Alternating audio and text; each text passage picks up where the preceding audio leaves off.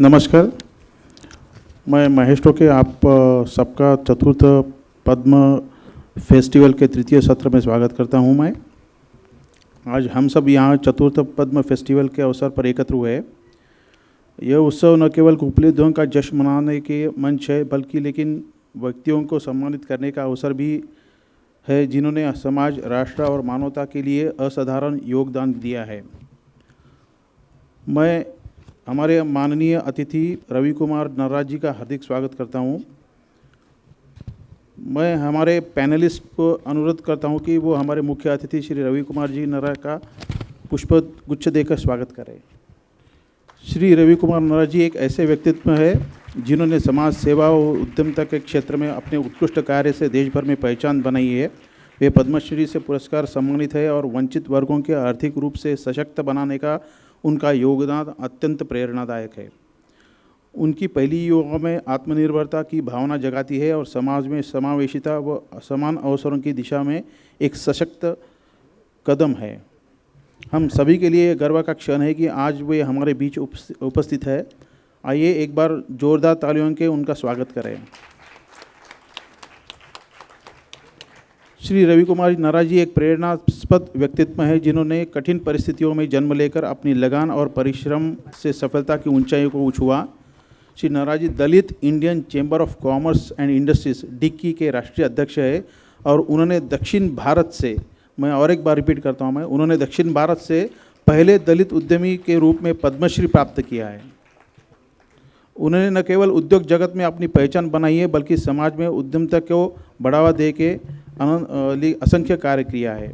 उनकी पहल के से कई राज्यों में SC ST उद्यमियों के लिए नीतियाँ बनी और स्टैंडअप इंडिया जैसी योजनाएं आकार ली।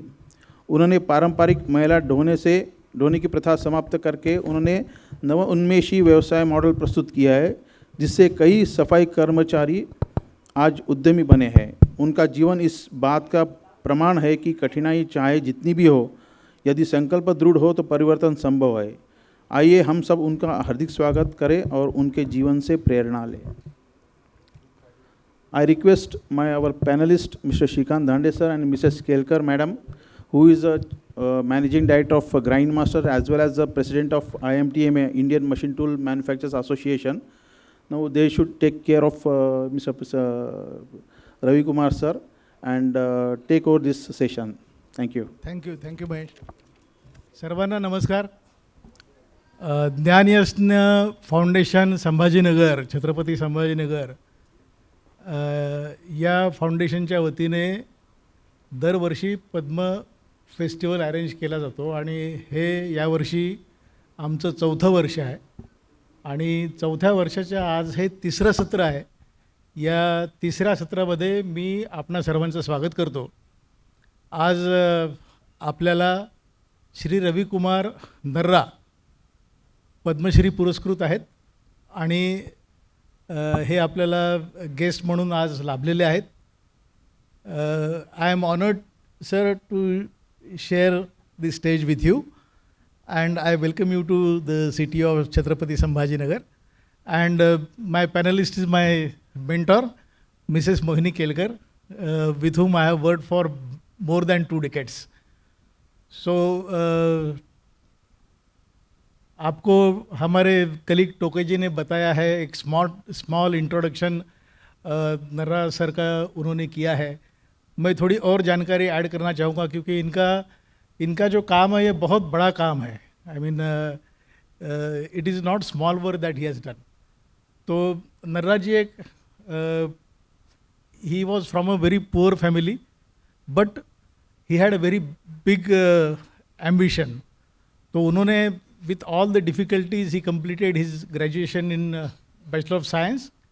देन इसके बाद उन्होंने LLB किया, बाद में LLM किया, उनके बाद जर्नलिज्म भी किया and then I mean lot of education different branches का उन्होंने लिया है.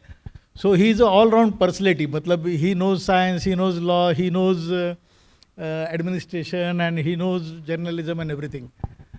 तो सर जैसे मैं आपसे ये पूछना चाहूँगा कि ये आपका जो जर्नी रहा है from poor family to the Padma Shri recipients of award. तो ये बहुत मतलब ग्रेट जर्नी है. तो हम ये जानना चाहेंगे कि हमारे पास बहुत सारे स्टूडेंट्स भी आज है. तो जब आप स्टूडेंट थे तब आपका दिल में क्या चल रहा था, एंड देन आपको ऐसा कौन सा एक पॉइंट आ गया जिसमें आपको एक जैसा सिग्नल मिला या एक चाहत हुई कि नहीं मैं भी एक इंडस्ट्रियलिस्ट बनूंगा and you will serve the nation?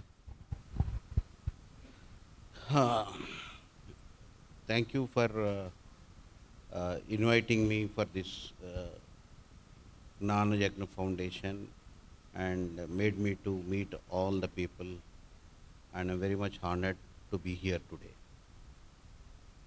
Before I start my answer to your question, I want to question the audience. Is there anybody यहाँ जो students है, ये कितने लोग के माँ और पिताजी गरीब है?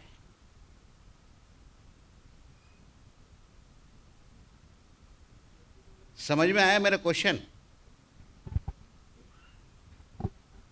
सरांनी विचारलंय की इथं जितके विद्यार्थी आहेत त्यापैकी कोणाकोणाचे आई वडील गरीब आहेत.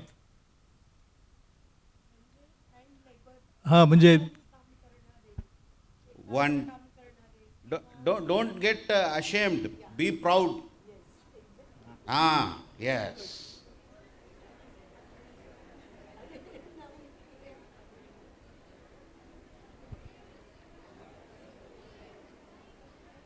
तो थैंक यू. गरीब परिवार में जन्म लेना कोई गलत नहीं है, लेकिन गरीब परिवार में ही मरना,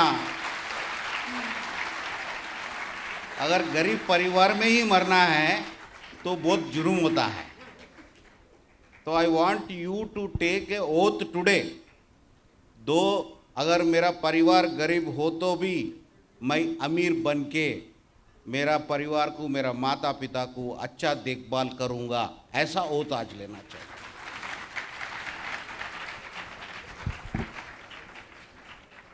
मेरा पिताजी एक राजमिस्त्री थे और मेरी माँ घरों में काम करती थी एज ए मेड. तो हमारा बहुत बड़ा परिवार था. मेरा माता पिता ने इतने मुश्किल उठा के काम करके हम लोगों को पढ़ाया.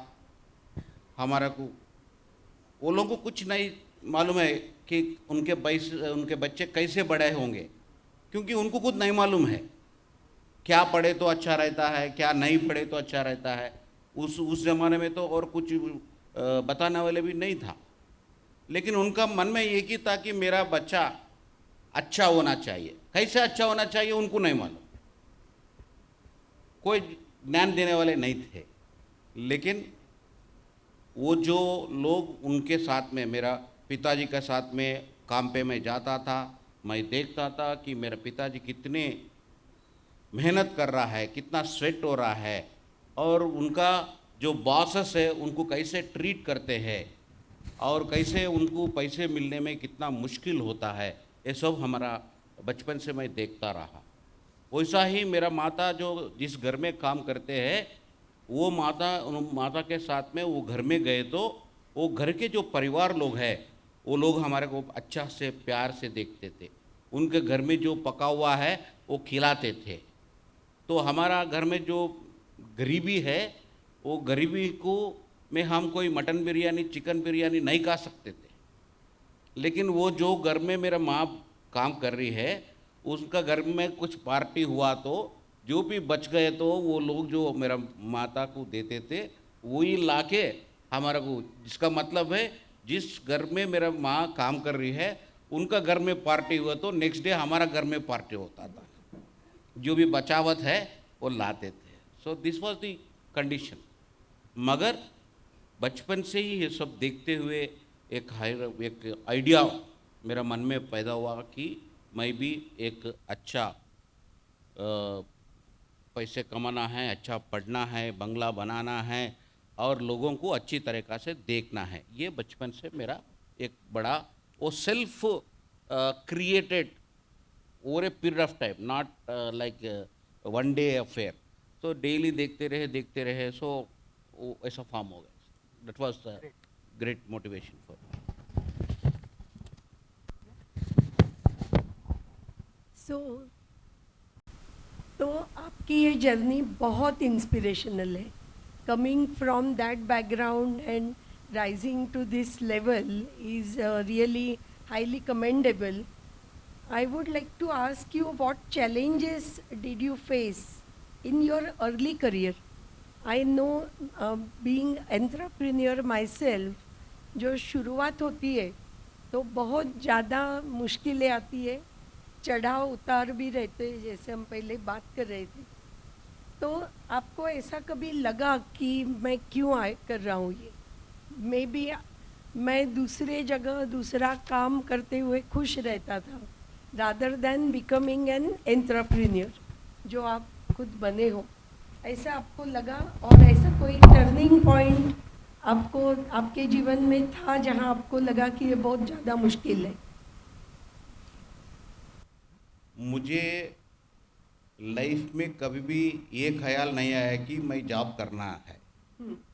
I never applied for any government job or anything, though I belong to scheduled caste community, though there was a reservation facility, मगर मेरा मन में कभी भी ये ख्याल नहीं आया कि मैं जॉब करना चाहिए, क्योंकि मेरे बचपन से ही एंटरप्रेन्योर बनने का और बिजनेसमैन बनने का एक ही ख्वाहिश था.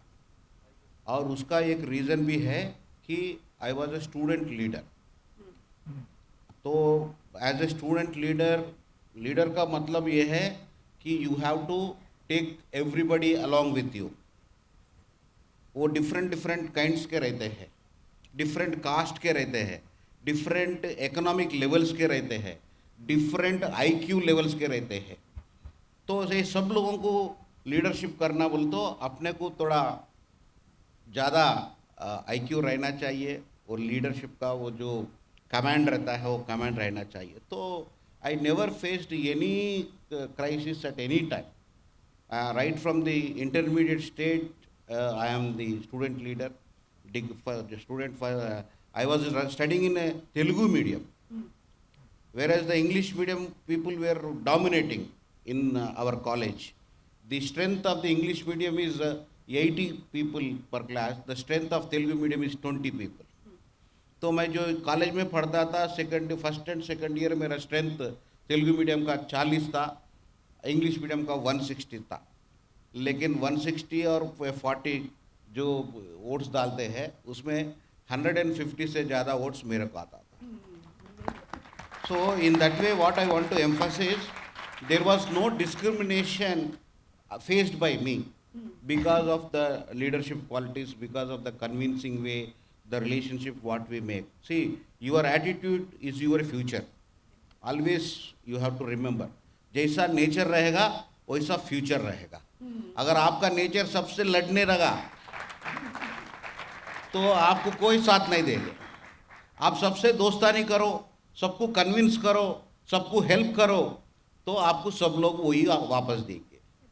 सो our nature is a very, very important thing in our life to achieve our goals. So that's the reason, madam, I never faced any challenge at any level. And when I have grown up after my graduation, I could come across being a leader, our Chief Minister N.T. Ramarao. I will definitely take his name because he was seeing my leadership qualities and all. So one day he called me. He said, what are you going to do in future? And I said, sir, I want to be in politics only. He said, no, you should not be in politics. He told me.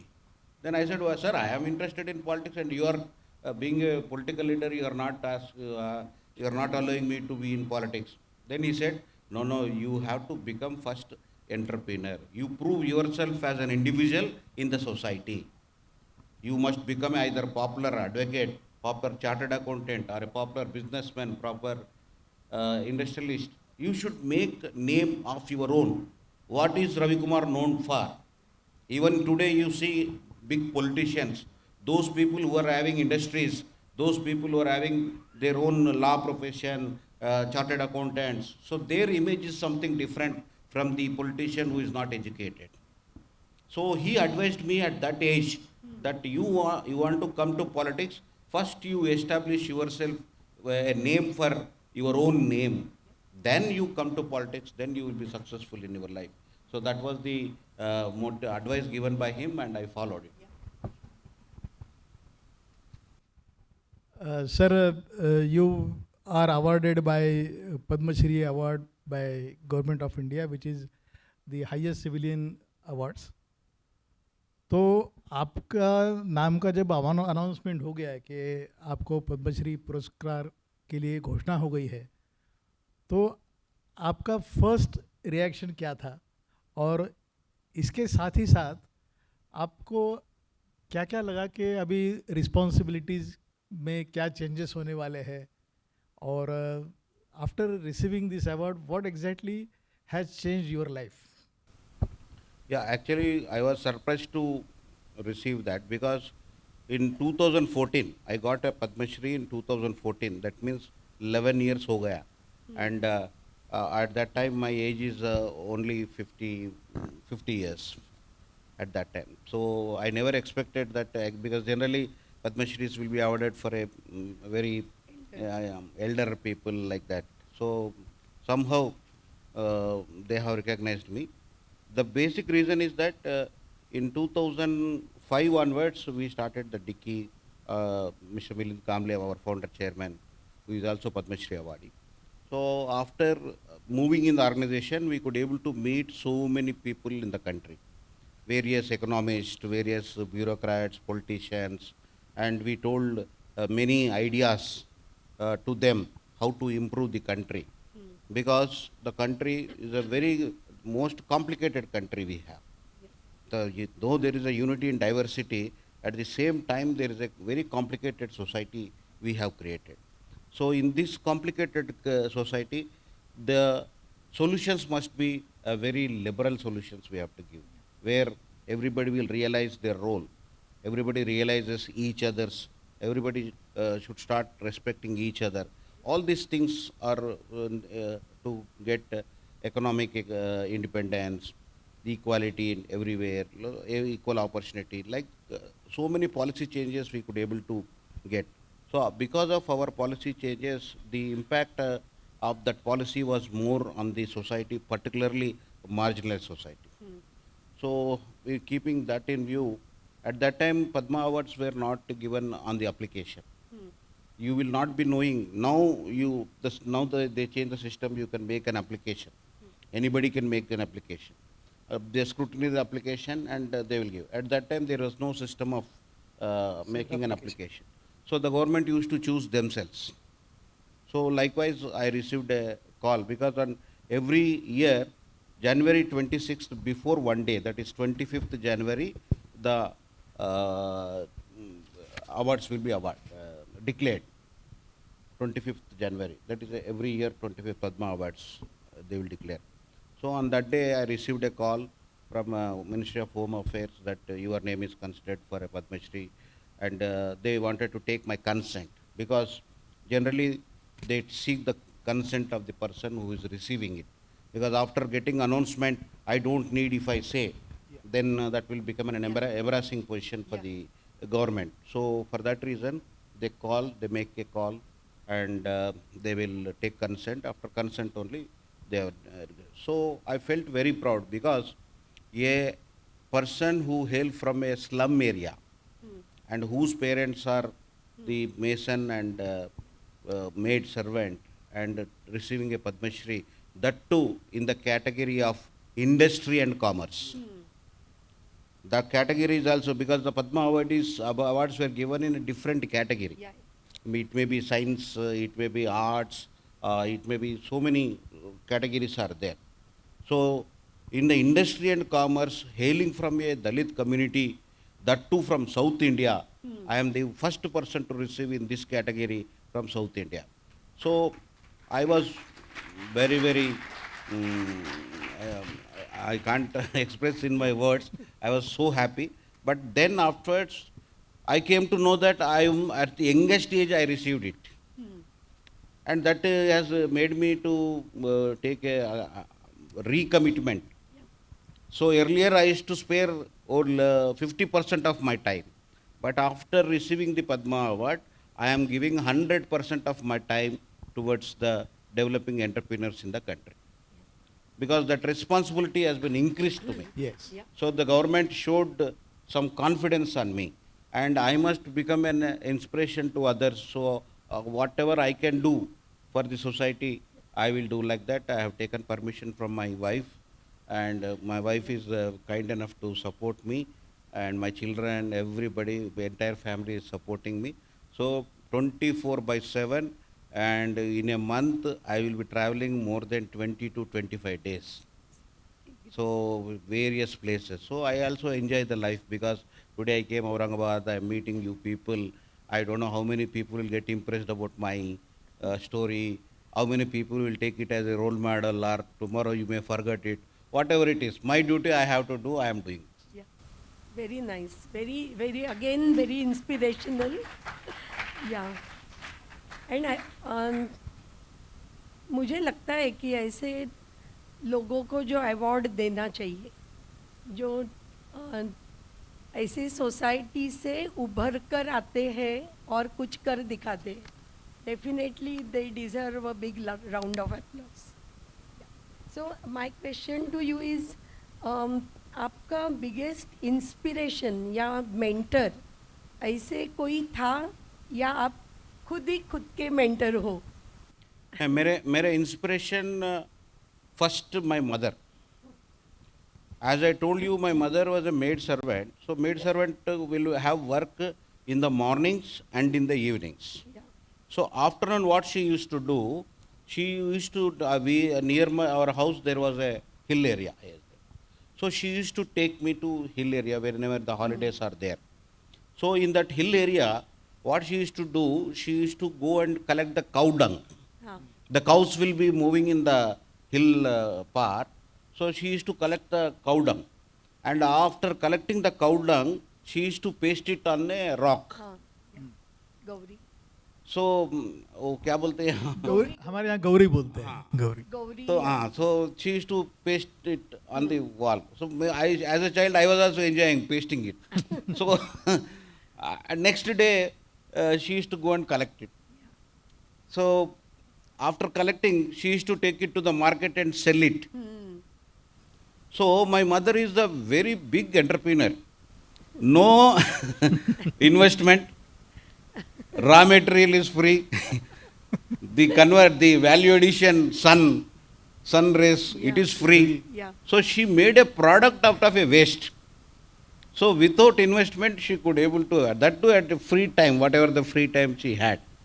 So I was very inspired. So from zero, she is making money. Yes. Without any investment or anything. So that was the great inspiration for me. Next inspiration I got from N.T. Ramarao sir, because at that age also he was so hardworking and all that. Yeah. Then Chandrababu Naidu. Then latter stage I came to, because I was not knowing much about Dr. Ambedkar in my childhood. But after some time only I came to know about him. Then I started reading him. Then after reading, all now completely dedicated for his ideology. Great, great, excellent. In line with this, one more और एक मैं सवाल पूछना चाहूँगी कि आपने सफाई कर्मचारियों के लिए बहुत कुछ किया है, जिसके वजह से शायद आपको पद्मश्री अवार्ड इंडस्ट्री का मिला, मगर ये जो सोशल एंगल आपका है सफाई कर्मचारी, तो उनके लिए कुछ करना, ये कैसे आपके मन में आया? Yeah. Actually, I got Padma Shri before. Sorry but वो आपने क्या किया सफाई कर्मचारियों के लिए, वो भी जरा हम जानना सबके चाहेंगे. लिए बता दीजिए. तो मेरे को पद्मश्री 2014 में मिला, लेकिन ये जो सफाई कर्मचारी आइडिया है 2017 में आया है. 2017 में हैदराबाद में हेवी रश आया था, हेवी रेन्स. वो हेवी रेन्स आने से पूरा सिटी चौक हो गया था. So while cleaning the manholes and all hurry-burry night time, so 2 people died, expired हो गए.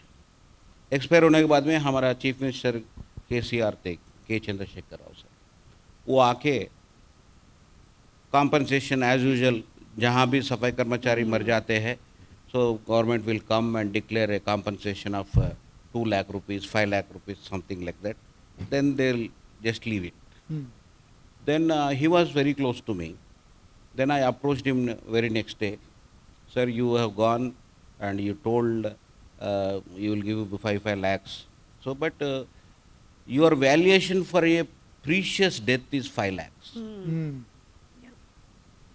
And that 5 lakhs, how long they can run the family? The one bread earning person has expired in their family. And instead of giving them, because if the same government employee expires, you will give employment to them. But when a safai karmachari like these people who are doing, because that is the most worst job in the society. So even you cannot clean your own bathroom, whereas these people are cleaning the society itself. And for them the reward is like this. And as per my analysis, the number of deaths happening among our soldiers in protecting the country is less than the number of people who are dying in working safai karmacharis. So there is no value for a safai karmachari. There is no salary for them. There is no, and most of the widows in a particular community you will find only in safai karmacharis. Because the men who work this work, they take lot of drink, that too the cheapest drink. So morning 4 o'clock, 5 o'clock only they start their life with the drink. Unless they drink, they can't do that work. So in that way they lose their health by drinking, and by consuming the gases getting out of the manholes. That is also poisonous gases. So these two factors made them to die very early. Mostly they die at the age of between 35 to 40. So generally they marry young girls in their communities, because this job is done by a particular community. Not everybody will do. So in that community, the lot of widows will be there. So I know about this, being a social conscious man and observing all these things. Then I discussed about all these things with CM. Then he said, what is the solution you want to give? I said, sir, I want to convert them as entrepreneurs, sanipreneurs. We call them as sanipreneurs. So sanitary workers becoming an entrepreneur will be called as a sanipreneurs. Then immediately he called his municipal administration secretary, and Mr. Ravi is coming. I think he has some ideas. You discuss with him, and if feasible, you work out, like that he told. Then I went to secretary. I sat with him. Then he was expressing challenges to buy a machine. They don't have a capital, and to run the machine, they don't have the administrative capacity. So we will be losing so many things. So like that he told. I said, sir, funding part, I can get it done through government. The government Stand Up India scheme is there, where they can get a collateral-free loan up to 1 CR. And administrative part, I myself will run it for some time. I'll train them, I'll mentor them, 1 year and hold them. Then afterwards, they run themselves. So somehow with not so satisfactorily, and since the CM has referred me, and my argument is something logic they could see, so they given the opportunity for 70 people in Hyderabad. So then subsequently 1 year went on very successfully. Then another 80 vehicles have been given by the GHMC in Hyderabad. Then this has spread across, and Prime Minister Office has come to know. Modi ji invited the Hyderabad Municipal Corporation people for interaction to understand this model. Then they told, for that then Delhi Jail Board CEO also came. Then that Delhi Jail Board is a big area. Then they invited me there. There also I have given a presentation and everything, they satisfied. There they have given for 200 people. Now last December in Chennai 213 people got. So like that in the country, we have changed the lives of the sanipreneurs. Those people who are living on the streets, those who does not even having the Aadhaar card, PAN card, now today they are income tax payees.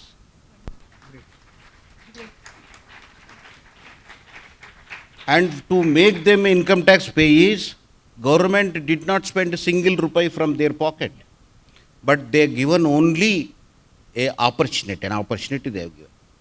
खाली मौका दिया गया है, opportunity दिया गया है, पैसे कुछ खर्च नहीं किया। हमारा आज हर एक गवर्नमेंट से हम एक ही बात करते हैं, गवर्नमेंट लोगों को ये 2 रुपए का चावल, ये पुकड़ का घर, ये पूरे चीज़ें बंद करिए आप। इंस्टेड ऑफ दैट ये लोग ना अपने जीवन में अच्छा राशन खरीदने ताकत उनको देना चाहिए, उसके लिए पॉलिसी चेंज होना चाहिए। जो एस्पिरेशंस है बच्चों का, वो एस्पिरेशंस फुलफिल करने का एडमिनिस्ट्रेशन रिफॉर्म्स लाना चाहिए। जिस देश में इतना मैं पहले ही बताया आपको, इतना कॉम्प्लिकेटेड कंट्री है, ये कॉम्प्लिकेटेड कंट्री में इतना अनरेस्ट भी है लोगों में। वो अनरेस्ट सब जाना है तो एक नया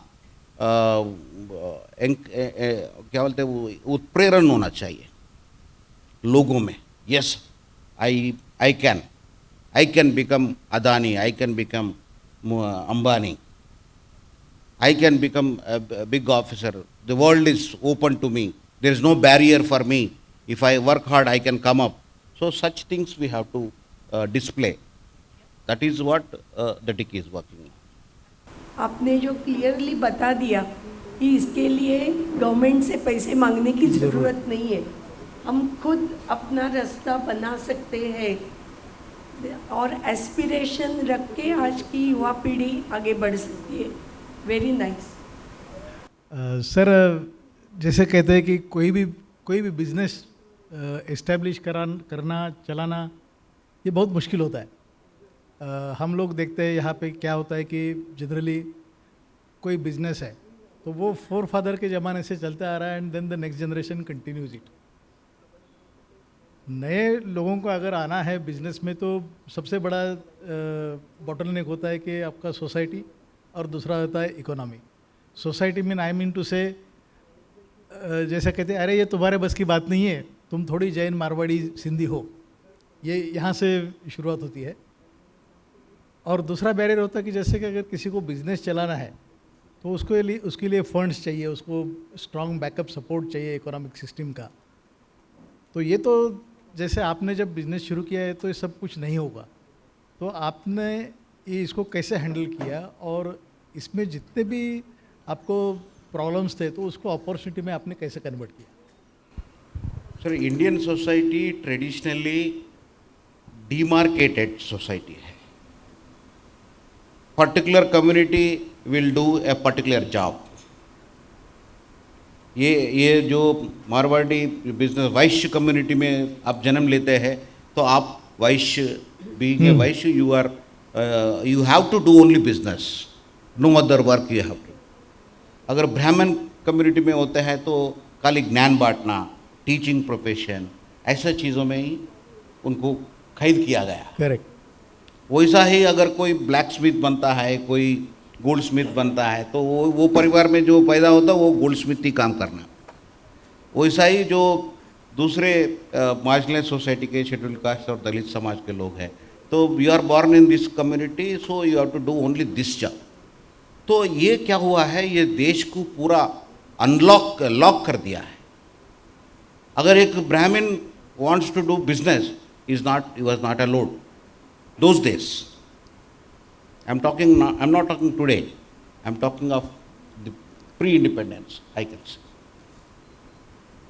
तो अगर क्षत्रिय अगर टीचिंग प्रोफेशन में जाना चाहता है वो नहीं जा सकता, क्योंकि उसका काम ruling is only is job, is born to rule, ऐसा होता।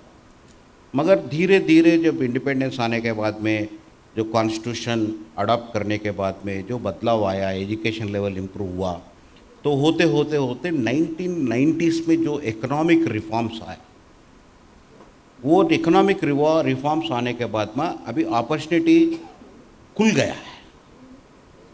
कोई किसी, इससे पहले लाइसेंस राज था।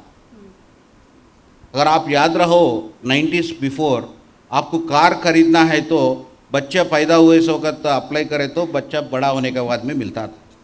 स्कूटर का भी वही हालत था, टेलीफोन भी आपको नहीं मिलता था, गैस कनेक्शन नहीं मिलता था। वो तो उसके लिए जितना पैरविया करना पड़ता, एमपी का लेटर लेना जाना पड़ता था। तो इतने दैट वाज कार में एम्बेसडर एंड फीड के सिवा और कुछ काम ही नहीं है। और कार में एसी नहीं रहता था। आप लोगों को अगर याद है तो वो क्या बोलते हो उसको, कसकस की वो मैट उसको ऊपर कार का टॉप को ऊपर बांध के उसको पानी डाल के जाते थे। So that was the condition before 90s I am talking, because ये पूरा लाइसेंस राज में था। मगर जब लिबरलाइजेशन हो गया, जब ग्लोबलाइजेशन हो गया, उसके बाद में आज फ़ोन बोले तो 2 मिनट में तुम्हारा घर में आके कनेक्शन दे के जाते हैं। जो मॉडल चाहिए आपको कार खरीद सकते हैं, स्कूटर कर सकते। सो business now it is unlocked, किसी का कंट्रोल में नहीं है। जिसका कंट्रोल में है वो मेहनत करता है, उसका कंट्रोल में है। अगर आपको an number of opportunities, India का पॉपुलेशन एक ज़माना में नेगेटिव था। 1990 से बिफोर इंडिया में चावल जितना प्रोड्यूस होता था, वो चावल यहाँ के लोगों को खाने के लिए बस नहीं होता था। इरिगेशन जो एरिया था, क्योंकि अपन 1990 before we used to import wheat भी इंपोर्ट करते थे, राइस भी इंपोर्ट करते थे। दैट वाज द सिचुएशन, वो सिचुएशन था पहले। मगर ये सब होने के बाद में आज सरप्लस प्रोडक्शन हुआ है। और आज इंडिया का पॉपुलेशन एक ज़माना में नेगेटिव था, आज population has become a positive factor. अगर एप्पल वाला है अमेरिका में जो प्रोड्यूस करता है, उसको खरीदने वाले कितने लोग हैं? और इंडिया में अगर कितना मार्केट है। सो इंडिया बहुत बड़ा मार्केट बन गया, क्योंकि यहाँ कंज्यूमर्स है। तो ये बहुत बड़ा अपॉर्चुनिटी हर एक आदमी को एंटरप्रेन्योर बनने का अच्छा मौका है। चाहे जो भी फूड सप्लाई हो, मेडिसिन हो, ब्यूटी हो, anything, any line of activity, you got a very good opportunity. And आप आइडियाज़ के बारे में बोलते हैं कैसे, क्योंकि फर्स्ट जनरेशन वाले यहाँ हैं। 2 एग्जांपल मैं देता हूँ। एक लड़की ने, एक लेडी ने आया मेरे कने डिक्की का मेंबरशिप लेने के लिए। मैं पूछा आप क्या काम करते हैं, क्या बिजनेस करते हैं? वो बोला सर मैं महीने को 1 लाख रुपए कमाता हूँ। ये 10 साल की बात पुराना मैं बोल रहा हूँ। 1 लाख कमा, अच्छा 1 लाख कमाते, ठीक है। क्या बिजनेस करते हैं? नहीं, मैं 30 लोगों को एम्प्लॉयमेंट दिया हूँ। ठीक है, क्या बिजनेस करते बताइए। सर मेरा ऑफिस आपके ऑफिस से अच्छा है। ठीक है भाई, अच्छी प्राउड की बात है, मेरा ऑफिस है और आप अच्छा ऑफिस आपका है तो खुशी की बात है। आप क्या बिजनेस करते बोले? वो बोले अरे मैं क्या बिजनेस करती हूँ। बोले तो आप हंसेंगे सर। तो मैं क्यों हंसता हूँ मैडम, मैं तो प्राउड फील हो रहा हूँ। आप 1 लाख रुपए कमा रहे हैं, 30 लोगों को जॉब दे रहे हैं और मेरा ऑफिस है, अच्छा ऑफिस आपका है। तो बोली वो सर मैं प्याज काटने का बिजनेस करता हूँ।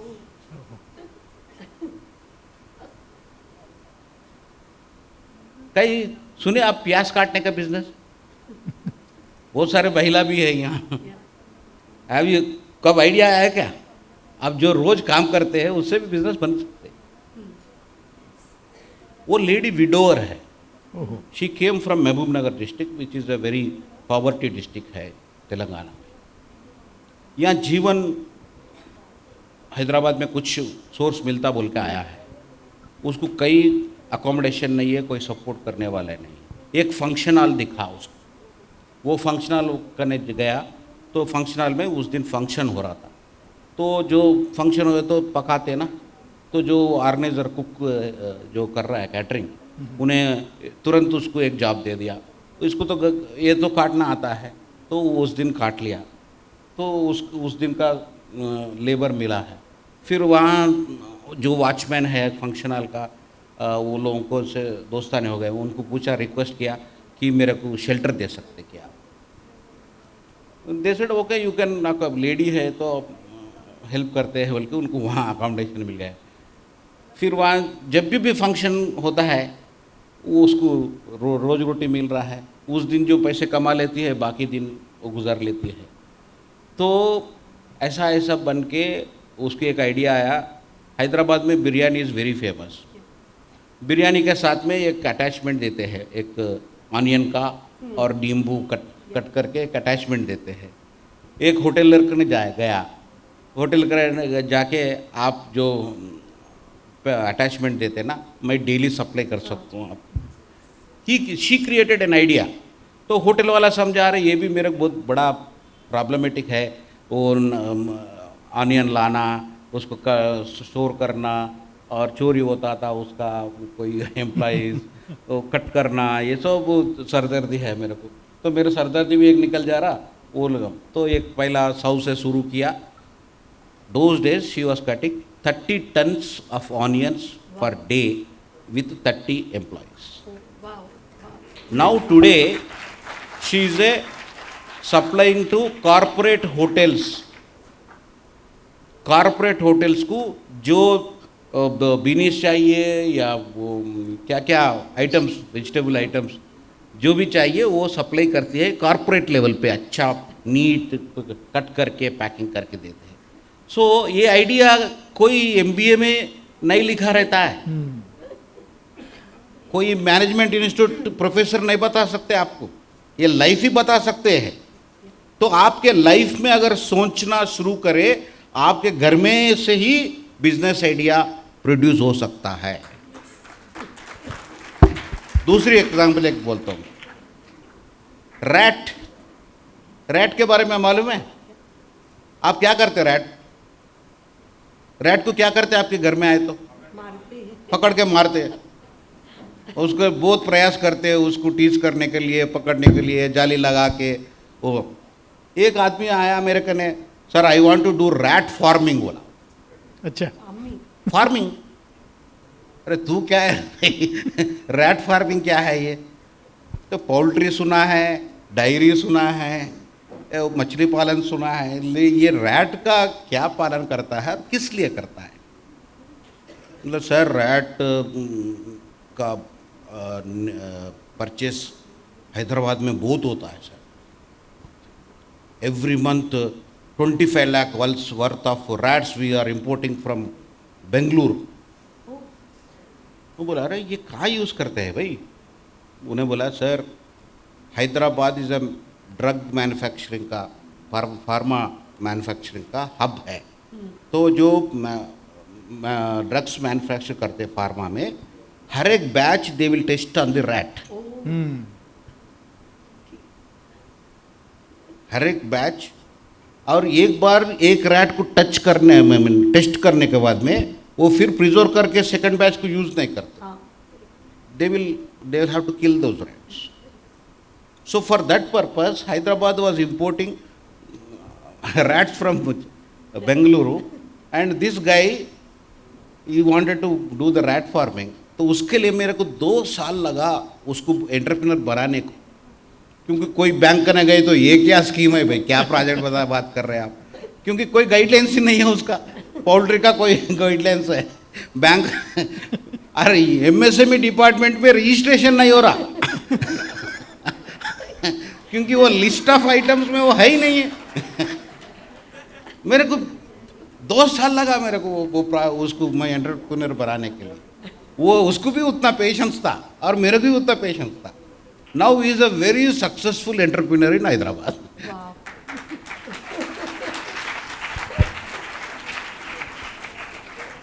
सो आइडियाज़ को कोई ये नहीं करता। मेरे को एक बड़ा बिजनेसमैन मुझे बताया, sir how to generate idea. तो उन्हें बोला आप ज़्यादा टाइम वेस्ट करना पड़ेगा आइडिया आने के लिए।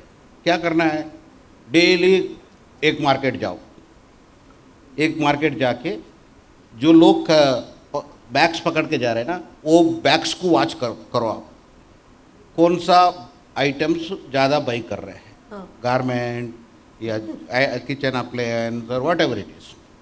फिर उसके बाद में you also think from which shop they are procuring, क्योंकि गारमेंट शॉप तो बहुत रहते हैं, तो only few garment shops are running very well.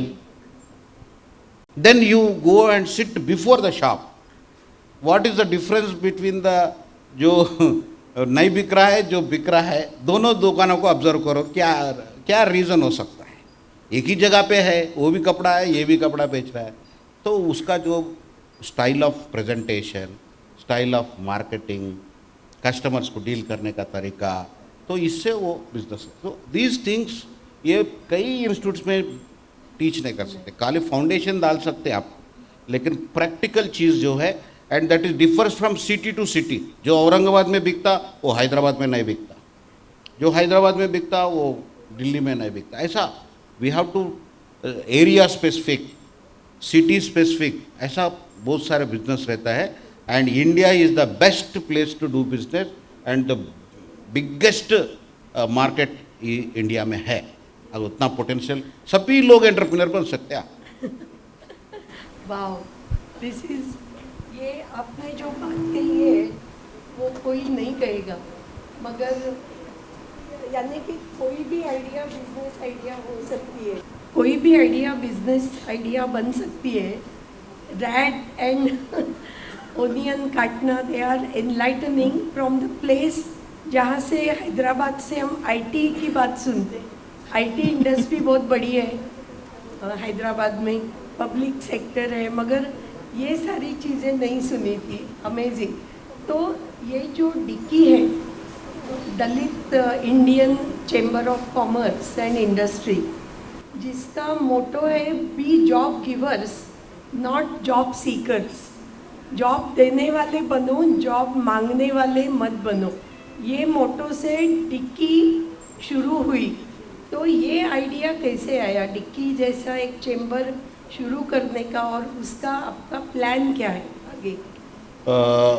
Basically जो schedule caste and schedule tribe लोगों का सोशल बैकग्राउंड का हिसाब से they are not into entrepreneurship at all, zero participation in the entrepreneurship. After independence, lot of job creation has happened. Job creation in government of India, job creation in state governments, job creation in railways, telecommunications और public sector undertakings. So तो जब job creation होते थे reservation का माध्यम से, as per the constitution SC/ST लोगों को 22.5% रिजर्वेशन रहते थे, वो कोटा भी फुलफिल नहीं होता था। There were jobs available, but the suitable candidates were not available. उसके वजह से बैकलॉग्स रहते थे। तो पूरे mindset of the community has gone towards getting the jobs. तो those were the days where jobs are available, suitable candidates were not. मगर आज के तारीख में सुटेबल कैंडिडेट्स बहुत बन गए, जॉब्स नहीं है आज। तो ये कम्युनिटी में जॉब ओरिएंटेड माइंडसेट कम्युनिटी है। अब इसको बदलना है तो बड़ा बिल्कुल पंच मारना चाहिए, माइंड को ना ब्लो करना चाहिए, because shifting from job seeker to job giver, so एक पंच मारना, एक इंस्पिरेशन देना बोल के हम वो स्लोगन कॉइन किया है। एक्चुअली अभी जो मोदी जी भी बोलते हैं, ये से पूरा हम बोलने के बाद में ये पूरा जब बी जॉब गिवर वो कॉन्सेप्ट हो गया। We are happy for that. बहुत सारे मेरे कने जो लोग आते बच्चे, घर में रेसिस्टेंस है। मैं अगर कोई दलित समाज का बच्चा जाके उसका माता पिता को बोलता है कि मैं एंटरप्रेन्योर बनता हूँ, तो उसका माता पिता यही बोलते हैं ये पागल बन गया है। मेरे कने आके बोलता है अरे मेरा बच्चा क्या क्या की बात कर रहा है सर, ये बिजनेस करता करते कौन है अपने कम्युनिटी में, ये फेल्यूर हो जाते हैं, कोई सपोर्ट सिस्टम नहीं है, कोई एक्सपीरियंस नहीं है। तो अरे आप भी अच्छा गवर्नमेंट गेजेटेड ऑफिसर और उनका बच्चा भी आईएएस बनना चाहता है, वो तो माइंडसेट वैसा है। तो लोग वो बच्चे जब बताते पेरेंट्स को मानते नहीं है तो बच्चा तो रुकता नहीं। जैसे शादी उन्हें प्यार कर लिया और माता पिता बोले तो भी सुनता नहीं, तो उसका प्यार एंटरप्रेन्योर बनना बोल के हो गया, तो वो एंटरप्रेन्योर ही काम कर रहा है हैदराबाद में। घर में क्या बोलता है, झूठ बोलता है कि I got a job in Hyderabad, I am doing job बोल के बोलता है। तो एंटरप्रेन्योर जब व्हेन ही कम्स मेरे को फंडिंग चाहिए, अरे तुम्हारे पिताजी इतना अच्छा ऑफिसर है ना, और तुम्हारा को इतना एकड़ के लैंड ज़मीन है बोल रहे, तो इतना इनकम आ रहा है बोल रहे, फिर वो तुम्हारे पेरेंट्स सपोर्ट नहीं करते। नहीं सर, मेरे पेरेंट तो वो नाम लेते ही मेरे को हैदराबाद में भी रहने नहीं देता, यहाँ से वो घर बुला लेगा मेरे को, वहाँ खरीद कर देगा मेरे को। But I want to prove my self, then I want to tell my parents, ऐसा बोले। So there is a resistance with in the community, क्योंकि ये कॉन्फिडेंस लेवल नहीं रहता ना। देखो, एक आईएएस ऑफिसर का एक इंस्पिरेशन लेते हैं लोग, आईपीएस ऑफिसर के लेते हैं, क्योंकि they have seen the success of one individual. तो उसके लिए मैं भी आईएएस बन सकता हूँ बोल के उसको कॉन्फिडेंस है। लेकिन successful business people from Dalit community नहीं है। तो उसलिए हम ये शोकेस करते हैं दिल्ली का ओर से।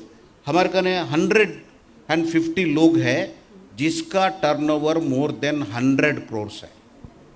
20 लोग हैं जिसका टर्नओवर मोर देन 1000 करोड़ है। तो ये सक्सेस स्टोरी को हम ऐसा लोगों का सामने लगाना चाहते हैं, क्योंकि दे गेट द इंस्पिरेशन। जब तक वो एक सक्सेस को नहीं देखेगा, लोगों को कॉन्फिडेंस नहीं आएगा।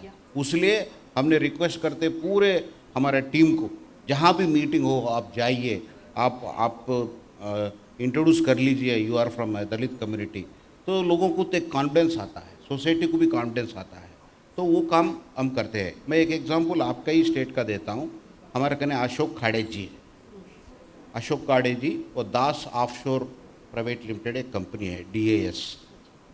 He is from Sangli. Sangli से 30 साल पहले एक कपड़ा सेट, एक बैग लेके बॉम्बे गया है। आज is a competitor to Reliance, Tata, L&T, सभी से competition. Is more than 700 crore man. उन्हें क्या किया मालूम है? उनका माता पिता जिस खेती में काम करे पूरा खरीद लिया। वो खरीद लेके उनका माता पिता को उनका ओनर बना दिया। जिस खेती में उसका माता पिता स्वेट आया है, वो खरीद के उसका सेटिस्फैक्शन लेवल में उनका मदर फादर को इतना सेटिस्फाइड लाइफ दिलाया है। So like that various stories are there. मैं हमारे डिक्की में तो every story is worth taking a movie. उतना बड़ा ये। So that's why be job givers, that is a punch line, and that is working out now.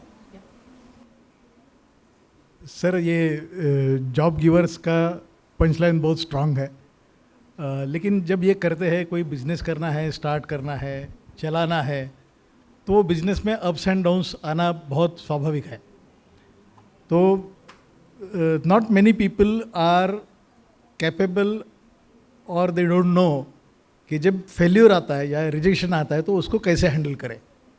तो ये जब हम लोग बोलते हैं कि entrepreneurship is also the tool for social transformation, तो इस एंगल से इसको देखते हुए ऐसे जो रिजर्वेशंस आते हैं, मतलब जो फेलियर्स आते हैं या रिजेक्शंस आते हैं, उसको हैंडल करने के लिए यंग जनरेशन ने क्या करना चाहिए? सी, एंटरप्रेन्योर का डिक्शनरी मीनिंग एक है, प्रैक्टिकल मीनिंग ये है कि रिस्क टेकिंग एबिलिटी। आप रिस्क टेकिंग एबिलिटी, क्योंकि यहाँ वर्किंग आवर्स नहीं है और कब बिजनेस लगता नहीं मालूम है, किससे कौन सा कनेक्शन से बिजनेस अपॉर्चुनिटी मिलता कुछ मालूम नहीं रहता। बस काम करते रहो फिरते रहो। मैं बोलता हूँ एक एंटरप्रेन्योर का लाइफ लाइक है ECG जो रहता ना, अप एंड डाउन डेली। ये महीने ठीक है, नेक्स्ट डे नहीं। कभी कभी मेरे करे 100 रुपये भी मिलना मुश्किल हो जाता है, कभी कभी 1 लाख रुपए यूं खर्च कर लो। तो that is a very very common. I also underwent many times. मगर एंटरप्रेन्योर बोलते ही ये पूरा मेंटली प्रिपेयर होना चाहिए। मगर one thing is that those who are prepare to take risk their life will be very good. अभी जैसे हम अपने सामने ही मैडम बैठे हुए हैं। मैडम जब फैक्ट्री स्टार्ट किए, I was talking to her, तब कितने मुश्किल से वो लोग स्टार्ट किए हैं। Now they are giving employment to so many people, government को टैक्स पे कर रहे हैं एंड कंट्री को नाम ला रहे हैं। So lot of change. So entrepreneur can change the complete society. You take the example of Japan, China. ऐसा वहाँ कोई गवर्नमेंट का जॉब जाते भी नहीं, और बहुत सारे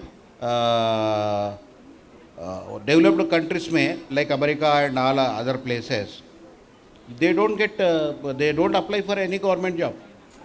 वैसा रहता है। या वेरी गुड।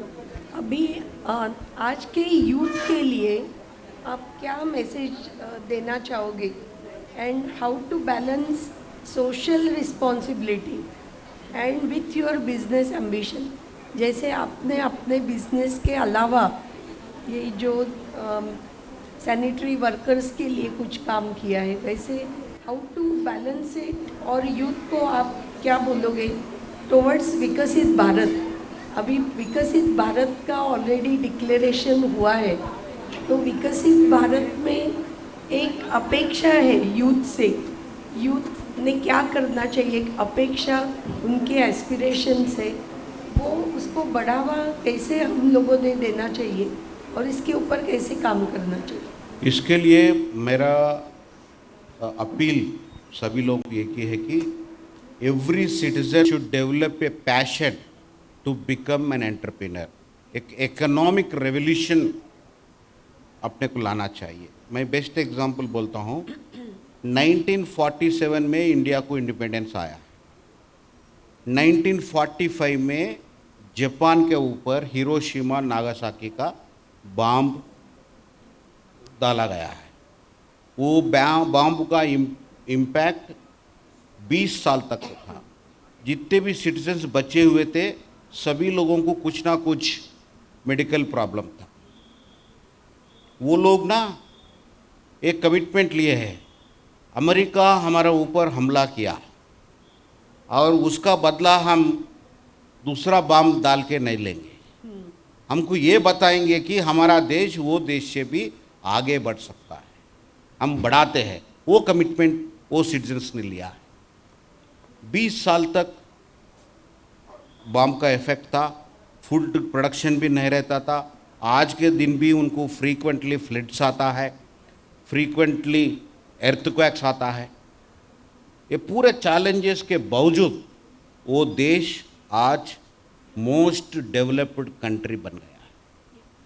1947 हमारा अपने को इंडिपेंडेंस आया और we got lot many resources, human resources, natural resources, सब है इस देश में। तो वाई 1945 में smash to as a country could become emerge as a powerful, knowledgeable, technologically advanced country। और ये देश अभी तक क्यों नहीं हुआ? ये इसलिए नहीं हुआ कि सिटीजन्स में पैशन रहना चाहिए। Every citizen should have that passion. आज के बच्चों को हिस्ट्री नहीं मालूम है, हिस्ट्री सब्जेक्ट ही उनका करिकुलम में नहीं है। बाबा साहब अम्बेडकर ये ही बोलता है, if you want to create a history, you should know the history। जब तक अपने को एक हिस्ट्री नहीं मालूम होता है और जब तक अपना एक विजन नहीं रहता है, तब तक इस देश आगे नहीं बढ़ सकता है। तो रोज सुबह उठो, कॉलेज जाओ, पढ़ के आ जाओ, उसके बाद में जॉब ले लो, फिर उसके बाद में जो भी कमाते हैं एंजॉय करो, क्लब्स जाओ, ऐसा नहीं होता है। This is not the life meaning life का मीनिंग ये नहीं हो सकता है, क्योंकि एक कंट्रीब्यूट करना है। अगर मैं I am doing one business, so I am contributing something to this nation, apart from my own survival. Madam, she has started one mission tooling का factory लगाया. She has contributed for the nation. Now the very other companies are coming to her to give the missions. ऐसा ही मेरा परिवार में भी मेरा बच्चा एक फिश फार्मिंग का यूनिट लगाया है. That is first of its kind. We are farming rainbow trout, which is a Solomon fish. तो Hyderabad is the highest degree temperature का एटमॉस्फेयर रहता है, वहाँ हम कोल्ड वाटर फिश ग्रो कर रहे हैं.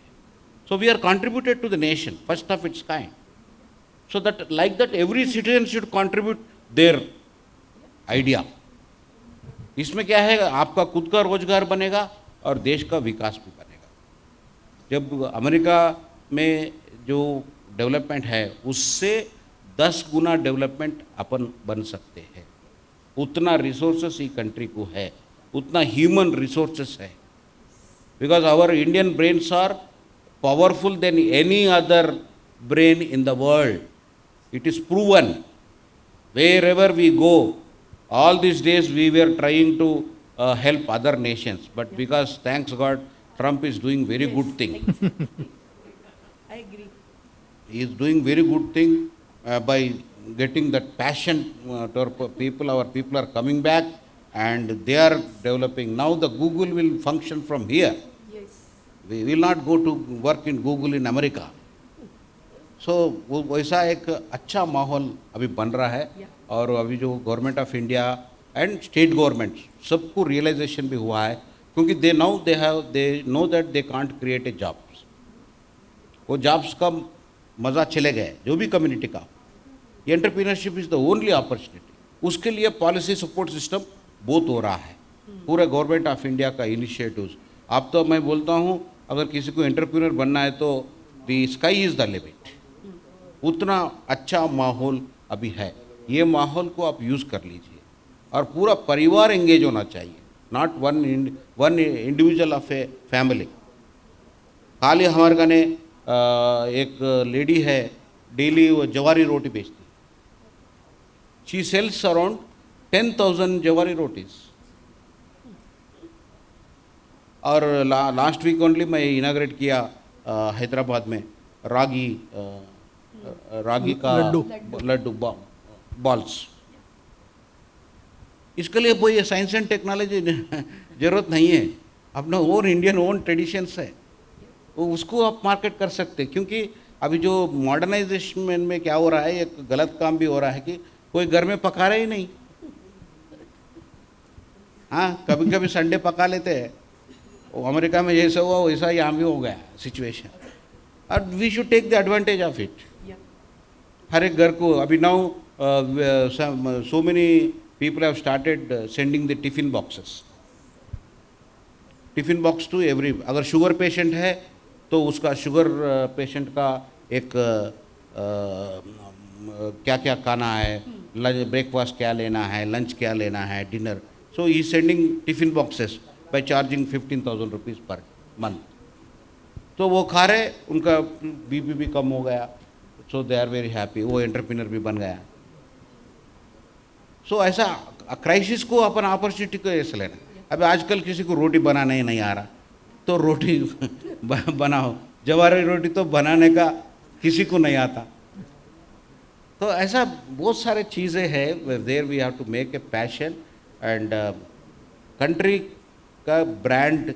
मैं हमेशा एक चीज़ बोलता हूँ, ब्रांड आप रेबान ग्लासेस क्यों खरीदते हैं, लेविस जीन्स क्यों खरीदते हैं? क्योंकि वो क्वालिटी अच्छा रहता है, लॉन्ग लास्टिंग है, भरोसा उसको ऊपर है, ब्रांड का ऊपर. वैसा ही इतना दिन अपने को इम्पोर्टेड आइटम बोल तो बहुत अपने को मज़ा आता था. अभी वो नहीं है. अभी मोदी जी जो इनकलकेट किया है इस देश का ब्रांड को बनाना, इस देश का बहुत बहुत अच्छे चीज़ यहाँ बन रहे हैं. तो स्वदेशी का जो मज़ा अगर अपन उठाए तो अपना income it will not be transferred to other countries, it will be transferred between the citizens, which will help ourselves and our nation. So that mindset we have to develop right from the childhood. Sir, जैसे हमने beginning में बताया था कि ये हमारा चौथा साल है पद्म फेस्टिवल का, और अभी तक मोर देन 30 पद्म अवार्डीज़ यहाँ पर आके गए हैं। तो ये हमारे फाउंडेशन ने जो प्रोग्राम ऑर्गेनाइज़ किया है वो बेसिकली हमारे सिटी में जितना भी यूथ है उनको आप जैसे लोगों से मिला के उनका ब्रेन जो है, ब्रेन वॉशिंग करना, या उनको एक नया कोई सीख मिले। तो ये जो हमारा इनिशिएटिव है इसके बारे में आपका क्या ओपिनियन है sir? It's a very great initiative, but at the same time, if you do the same activity continuously for more period, it will become a monotonous. तो लोगों को क्या है, ऐसा ही बुलाते हैं, सबको बात करते हैं, जाते हैं. अच्छा. That should not be there. So every year you should change the trends. Every year they should feel something new. ऐसा नहीं कि जो पद्मश्री आया वही बड़ा आदमी है. ये बहुत सारे लोग हैं जिसको पद्मश्री अभी तक नहीं मिला. So we have to identify. मेरा अमन हैदराबाद में एक फाउंडेशन है, Lata Raja foundation. What he does is his job is only to recognise the people. अच्छा. जो समाज में अच्छा काम कर रहा है वो लोगों को बुला के हॉनर कर. And he will call all rich people in district. अगर हर एक डिस्ट्रिक्ट में करता है, वो डिस्ट्रिक्ट में ऑफिसर्स, एडमिनिस्ट्रेटर्स और पैसे ऐसे बिजनेस लोगों को बिठाता सामने. एक ऑर्गेनाइजेशन है जो ऑर्गन डोनेशन ऑर्गेनाइजेशन. एक ऑर्गेनाइजेशन है जो अननोन डेड बॉडीज़ को कर्मा वो करके उसका दहन संस्कार करते हैं. एक ऑर्गेनाइजेशन है जो रोड पे जो कोई देखने वाले नहीं है, सो जाते हैं, तो वो लोगों को आके अच्छा उसको कटिंग गिटिंग करा के, स्नान करा के, तो उसको रीजनरेट करते हैं उसका लाइफ को. सो ऐसा जो ऑर्गेनाइजेशंस काम करते हैं वैसा लोगों को उन्हें आइडेंटिफाई करता है पूरा देश भर में. एक ऑर्गेनाइजेशन है, they are very famous for जो रेलवे एक्सीडेंट्स होता ना, रेलवे ट्रेन के नीचे जो मर जाते हैं, तो वो लोगों को देखना किसी के बस की बात नहीं होता. तो that person will go and gather all the different parts of the body, एक पूरा एक करके ऐसा करता है. तो ऐसे लोगों को अभी पद्मश्री नहीं मिला, because that might not come to their notice. So वैसा लोगों को ने रिकॉग्नाइज करके वो डबल इम्पैक्ट रहता है. क्या होता है, जो ऑडियंस रहते हैं देन दे उनका वो फिल्म डालता है, उनका जो एक्टिविटी का 5 मिनट्स का जो डिस्प्ले करता है, डिस्प्ले करे तो नीचे ऐसे लोग इतना इंस्पायर हो जाते हैं. For this foundation I will give you 1 lakh 2 lakh. ऐसा एक ऑर्गेनाइजेशन को 50 lakhs भी उनको आ जाता है. बिकॉज लोगों में कोई बहुत सारे अच्छे लोग हैं समाज में, मगर अच्छा लोग को मिलाने में we have to make effort. तो अगर ऐसा आप ऐसा कुछ थोड़ा कन्वर्ट करिए, that is number 1. Number 2, motivation. अभी your foundation name is itself is ज्ञान की है. तो आपका काम क्या है, ज्ञान देना है. ज्ञान किस चीज़ में देना है, हर चीज़ में देना. ट्रैफिक रूल्स से लेकर, हेल्थ इश्यूज लेकर, सेक्सुअल प्रॉब्लम्स लेकर, everything, every aspect of the human being, वो सब्जेक्ट करके वो एक्सपर्ट को बुला के. नी नॉट बी दिस बड़ा गैदरिंग, क्योंकि बड़ा गैदरिंग में इंस्पिरेशन लेवल्स आर लेस. छोटा गैदरिंग में परसेंटेज नंबर में भी less, but the influencing percentage will be more. So this is my suggestion. Not don't think it. Thank you so much, sir. But, actually, we have to share our experience. We are very happy to have your suggestions, and our foundation will definitely think over that. Some summary points. तो सबसे बढ़िया ये point था कि गरीब जन्म लेना कोई बुरी बात नहीं है, मगर गरीब मरना ये बुरी बात है. We have to change that. और गरीब होने का कोई ऐसा नहीं गम नहीं करना चाहिए. We should work hard to become richer. आपके जो मदर का एग्जाम्पल है ना सर, गौरी का, वो मैं हमेशा मेरे याद रहेगा. And you are fortunate to have a mother like this. And I mean ऐसे कुछ होना ज़रूरी नहीं है कुछ करने के लिए. आप कुछ कर सकते हो always without anything in your hands is clearly shown by his mother. Hats off to her. Solving problem seems to be the key to various enterprises which he gave the examples. जैसे कि प्याज काटना हो या even वो flood situation में जो sanitary problem आया था उसको एक एंटरप्रेन्योरशिप में डेवलप करना and help also the sanitary workers. This is amazing, absolutely amazing.